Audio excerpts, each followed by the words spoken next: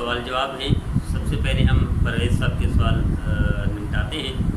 پرویز صاحب نواب شاہ سے اور ان کے دوست ہیں جواد صاحب، وہ بھی نواب شاہ کے ہیں۔ وہ فرماتے ہیں فطرہ ایک شخص کا کتنا ہوتا ہے؟ تو جواد صاحب، فطرہ ایک شخص کا 110 روپے ہے گندم کے اعتبار سے، اور اگر اس کے اعتبار سے دینا چاہے کھجور کے اعتبار سے تو 600 سے اوپر، اور اگر کشمش سے دینا چاہے تو 1100 سے اوپر، لیکن اگر گندم کے دینا ہے تو 110 روپے۔ اسی طرح فریض صاحب کے امتیاز بھائی ہیں، امتیاز دوست ہیں ان کے، وہ کہتے ہیں حدیث پڑھی یا عالم کی بات سنی تو پھر قیامت کے دن پوچھا جائے گا۔ تو میرے پیارے امتیاز صاحب، جاہل مر جانے سے حدیث سنی بغیر مر جانا اس سے بہتر ہے کہ حدیث سن کے بندہ مرے، کہ ہو سکتا ہے حدیث سننے کی برکت سے اللہ معاف کر دے۔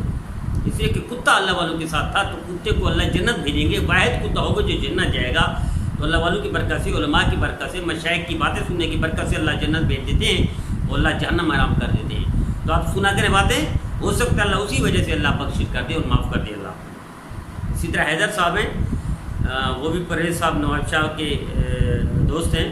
انہوں نے فرمایا بہن ہے ان کے گھر پہ، وہ مہندی لگاتی ہے، روزہ ٹوٹ تو نہیں جائے گا؟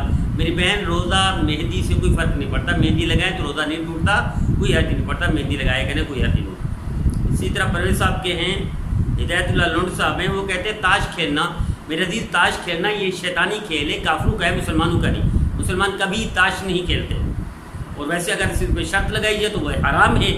بغیر شرط کے بھی مسلمان فضول کام کبھی نہیں کرتا، اور رمضان میں تو صرف عبادت کرنی ہے، تاش کھیلنا آپ کو کسی نے کہہ دیا جائز ہے پیارے۔